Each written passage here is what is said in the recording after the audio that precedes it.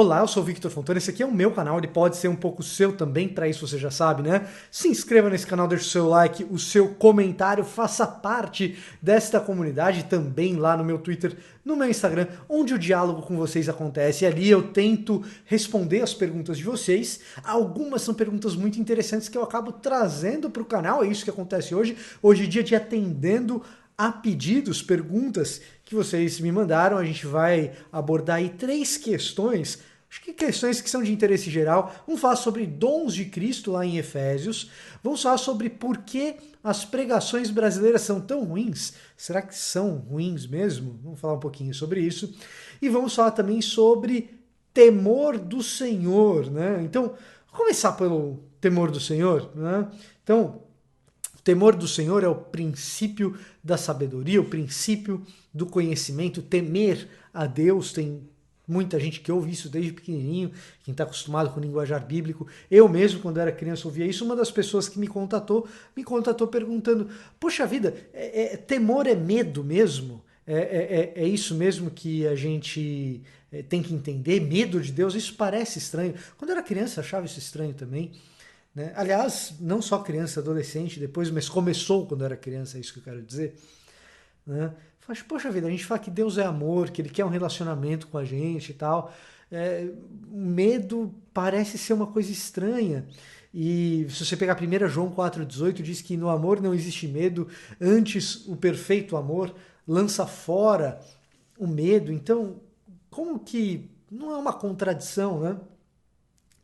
E, na verdade, assim, se pegar, por exemplo, Tramper Longman III, que é um dos comentaristas de Provérbios, isso aí é Provérbios 1,7, né? Que o temor do Senhor é o princípio do conhecimento, né? Ou o princípio do conhecimento é o temor do Senhor. Né? E isso se repete depois em Provérbios, em outros momentos, em outras passagens. O temor do Senhor é o princípio da sabedoria, né? Provérbios 9, versículo 10. Né? Então, como é que resolve esse negócio? O Tramper Longman III, um dos comentaristas de Provérbios, ele vai dizer que a ideia de temor aí, ela não é nem de um medo aterrorizante, nem de um respeito, mas na verdade alguma coisa entre as duas. Na verdade, um tipo de medo que denota submissão. A gente vê isso em Moisés, né? Moisés, na perspectiva de encontrar-se com o Senhor, ele se aterroriza, ele tem medo. E eu acho que às vezes o que falta pra gente é um pouquinho de imaginação. Se de repente você estivesse andando pela rua e Deus falasse em alta voz com você, falasse, não sei qual que é o seu nome é André? Vou falar André, vai. Só por hipótese. André. Aí você fala, pô, tô ouvindo coisas. André, você não está ouvindo coisas, sou eu. A primeira coisa que você vai sentir, André, é um negócio assim, pô, que negócio é esse? Esquisito. Quando você tem certeza que aquilo é Deus, se você tem respeito pela figura de Deus, você sabe que a mera presença dele é capaz de te consumir. Né? E portanto você fala, Deus, não se apresente para mim porque eu serei consumido pela sua glória. Então a ideia de temor tem a ver com isso, tem a ver com esse tipo de respeito reverente que reconhece o tamanho de Deus e que reconhece o nosso próprio tamanho. Quando a gente reconhece o nosso próprio tamanho, nós temos uma reverência que teme o tamanho da glória de Deus, mas que é consciente do tamanho do seu amor e que permite que a gente esteja na presença dele por causa, inclusive, do sangue de Jesus derramado sobre nós, que rasgou o véu, nos dando livre acesso a ele. Mas essa reverência nos coloca em postura, em posição de submissão ao senhorio desse Deus que é rei do universo, que controla toda a terra, criador de todas as coisas. Então, se o medo aterrorizante a gente supera ele por meio do amor e da cruz de Cristo e da justificação que temos em Cristo Jesus, né? Por outro lado, a postura de reverência ela fica, porque nós estamos conscientes do quão falhos, impuros, pecadores somos e do tamanho da glória de Deus também. Então, o temor ele funciona dessa maneira aí. Espero ter mais ou menos resolvido aí a questão do nosso seguidor no Instagram, do nosso internauta. Né? A segunda pergunta que eu vou responder é a questão dos dons de Cristo em Efésios. Isso, claro, se não continuar bloqueando a minha digital aqui no telefone, né? Mas acho que já estamos aqui resolvidos. Vamos ler a pergunta dele, porque eu acho que a pergunta é interessante a maneira como ela está escrita aqui. Ó. Ultimamente estou com uma dúvida que acredito que a melhor pessoa para ajudar é você. Não tenho certeza, viu? A pergunta é do Thiago Gomes, né? Poderia me ajudar? Gostaria de saber se há documentos, além da Bíblia, que explicam a função de cada um dos dons e gostaria de saber sobre sobre a confusão que há no E de pastores e mestres. Se puder fazer um vídeo, eu ficaria mais feliz, que eu gostaria de estudar com os meus amigos. Tiago, olha o vídeo aqui, tá certo? Vamos lá. Então, será que existem fontes primárias que dizem sobre apóstolos, evangelistas, profetas, pastores e mestres, né, que a gente tem ali em Efésios? Olha, a gente não encontra fontes contemporâneas de Paulo que tragam isso daí. As fontes primárias mais próximas são pessoas interpretando Paulo entre os textos dos pais da igreja, tá? E nem sempre isso ajuda a gente a entender. Eu acho que a leitura do próprio texto é melhor. Se você olhar a leitura do próprio texto, você vai ver que o propósito dos dons é edificar a igreja, né, abençoar a igreja. Esses dons parecem ser dons entregues para as lideranças das igrejas, para poder capacitar os membros das igrejas no discipulado, né? O exercício desses dons diz respeito a líderes que capacitam os membros da igreja no exercício do discipulado, que por sua vez vão passar a exercer esses mesmos dons. Então o dom do apostolado, estabelecimento de novos ministérios, plantações de igreja, missões, implantações e pregação do evangelho onde nunca existiu, né, esse agir apostólico em primeiro lugar. Aí você tem ao lado disso evangelistas, pessoas que são muito boas em apresentar o evangelho e explicar o evangelho pela primeira ou segunda ou terceira vez para pessoas novas na igreja ou que estão começando a conhecer o ministério da igreja em Cristo Jesus. Profetas que vão colocar a igreja no seu devido lugar. A igreja está se afastando, se desviando da doutrina, se desviando dos ensinos apostólicos do Novo Testamento, e o profeta vai lá dizer, não, não é por aí, é por aqui, né? E pastores e mestres, e aí tem a confusão do E, será que pastores e mestres são o mesmo grupo ou são dois grupos diferentes, né? Como é que isso funciona? Você tem uns que são pastores e outros que são mestres, e aí realmente a história da recepção desse texto apresenta gente muito boa que acredita que isso aí é uma coisa só e gente muito boa que acredita que são duas coisas. De qualquer maneira, você tem o ofício pastoral de cuidar das pessoas com as suas necessidades físicas, emocionais, familiares, sociais.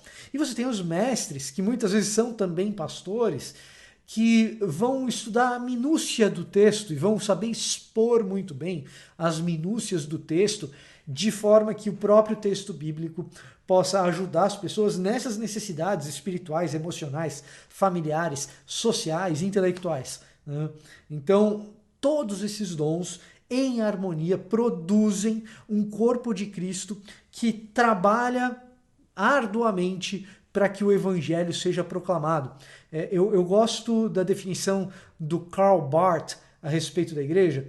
Quando ele perguntado sobre o que é a igreja, ele diz que a igreja é a comunidade viva do Senhor Jesus Cristo vivo. Nela não existe espaço para a preguiça, para o não trabalho, mas todos devem estar envolvidos na obra, né? E esse trecho me parece claro que é um trecho de preparação, dons que permitem a preparação de pessoas que são membros da igreja para exercitar o seu trabalho dentro da comunidade viva do nosso Senhor Jesus Cristo vivo, tá certo? Última questão que me mandaram aqui, essa anonimamente, por que as pregações brasileiras são tão ruins? Será que são todas tão ruins assim? Não sei. Será que são só as brasileiras? Né? Eu estou aqui nos Estados Unidos, eu vejo muita pregação ruim aqui nos Estados Unidos. Né? Então, por que será? Né? E aí é um negócio interessante, porque eu fiz uma enquete aqui na comunidade do canal do YouTube, alguns de vocês responderam. Eu fiz uma enquete perguntando sobre o que fazia você faltar na igreja, o que faz você faltar num culto. E muita gente respondeu, escreveu mesmo, a qualidade da pregação, a pregação muito ruim, a pregação ela não expõe o texto bíblico, é só a opinião do pastor, coisas sem nexo, etc. Bom, vamos por partes. Eu acho que tem alguns motivos para que exista essa sensação de que pregações são ruins ou que, de maneira geral, as pregações brasileiras são ruins e tal. Né? A primeira delas eu acho que é o advento da internet. Com a chegada da internet, tem muita gente que subiu o degrau de exigência porque tem acesso a pregadores extremamente eloquentes nos YouTubes da vida, nos podcasts da vida. Isso é perigoso, né? Porque te leva a desvalorizar a tua comunidade local. Então, o fato de você ter bons pregadores acessíveis aí no YouTube, nos podcasts da vida e tal, é interessante, mas você deve usar isso como benefício para a comunidade viva do Senhor Jesus Cristo vivo, para a proclamação do Evangelho na sua comunidade local, para que a comunidade local possa ser abençoada. E não para que você use isso como ferramenta de juízo sobre o pregador local que você tem aí, que talvez não seja tão talentoso quanto esses outros que estão aí na internet. No alcance de um clique, você tem acesso a caras que têm uma eloquência que 10, 15, 20 anos atrás talvez você não teria. E esse problema não existia. Então, essa é uma questão. A segunda questão tem a ver com o déficit educacional que a gente enfrenta no Brasil. Aqui nos Estados Unidos também, o americano médio não tem acesso a uma educação excepcional, não. Né? E aí, você vai ensinar grego, por exemplo, para um cara que teve pouca bagagem educacional, que tem dificuldade com o próprio português, você vai ensinar grego para esse cara? É um desafio. Né? Os seminários, às vezes, eles têm uma dificuldade muito grande por causa disso. Né? E muitas vezes eles fazem um bom trabalho nesse aspecto. Mas muitas vezes é muito difícil. Né? A pregação, eu costumo dizer que ela é mais uma arte do que uma ciência. Mas como toda arte, ela depende de técnica.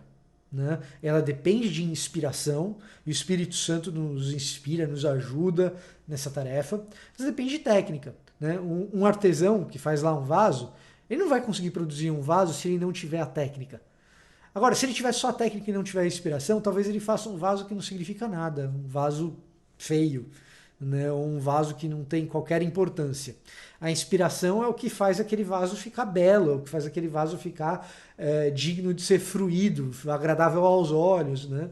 A pregação é similar. Você tem as técnicas de pregação que necessitam de algum grau de sofisticação, algum grau de sofisticação intelectual e de prática, treino, né? Precisa de tudo isso e precisa também da inspiração. Sem inspiração a pregação é vazia. Né? Agora, sem a técnica, ela é caótica, ela é bagunçada. Né? Então, isso é um problema. O que leva a talvez o terceiro motivo pelo qual pregações brasileiras às vezes são tão ruins, que é o fato de que, uma vez que você teve acesso a essa técnica, colocar essa técnica em prática, ela dá muito trabalho. E a vida do pastor, de maneira geral, às vezes ela é muito atribulada e não dá tempo para despender esse trabalho grande, árduo, que a técnica requer. Né? Então o cara está preocupado com as contas da igreja, o cara está preocupado se vai ter banco para o povo sentar, se não vai, o cara está preocupado com o aparelho de som, o cara está preocupado com uma porção de coisas e a pregação acaba prejudicada. Quando na verdade a gente deveria ter um corpo que trabalha, como a gente estava falando aí dos dons e tal, o corpo que trabalha para ajudar esse pregador durante a semana para que ele tenha tempo para estudar e apresentar uma boa pregação no domingo. O que me leva a mais um outro motivo que pregações às vezes têm qualidade questionável. Né? Todo domingo você apresentar uma tese diferente é um exercício intelectual extenuante para qualquer pessoa. Então, você ouvir todo domingo o mesmo pregador, é muito provável que você comece a ouvir o cara se repetindo. Né? Os grandes pregadores da atualidade, isso acontece. Se você ouvir o Tim Keller pregar durante 2 anos, depois dos 2 anos você fala, pô, mas isso aqui acho que ele está se repetindo um pouco e tal. E é natural, é normal que isso aconteça. Né? Essa prática de todo final de semana o cara preparar uma coisa nova, em algum momento ele não vai estar preparando mais nada de muito novo, embora o texto bíblico tenha uma multiplicidade enorme de temas, de assuntos, de formas de abordagem, etc. Né? Mas é um exercício bastante extenuante. De maneira geral, quando a gente se coloca diante de uma pregação ruim, o que eu acredito que é a espiritualidade mais saudável não é a insatisfação com a pregação, mas é se perguntar como é que eu posso ajudar a minha comunidade, como é que eu posso ajudar esse pregador, como é que eu posso ajudar esse pastor para que ele tenha mais tempo para ter preparo para a pregação e para que ele possa ter acesso a ferramentas melhores, para que ele possa ter acesso a dispositivos educacionais que cubram determinadas lacunas que essa pessoa teve ao longo da história de vida dela. Né? Acho que essa é a prática cristã mais saudável. Né? Muitas vezes o orgulho do próprio pregador impede que a gente faça isso, então a gente faz com jogo de cintura. Você não fala que você está melhorando a pregação dele, você fala, pastor, deixa que eu cuido das cadeiras essa semana, assim o senhor pode ter um pouco mais de tempo para sua família, para preparar o seu sermão, para o que você quiser fazer.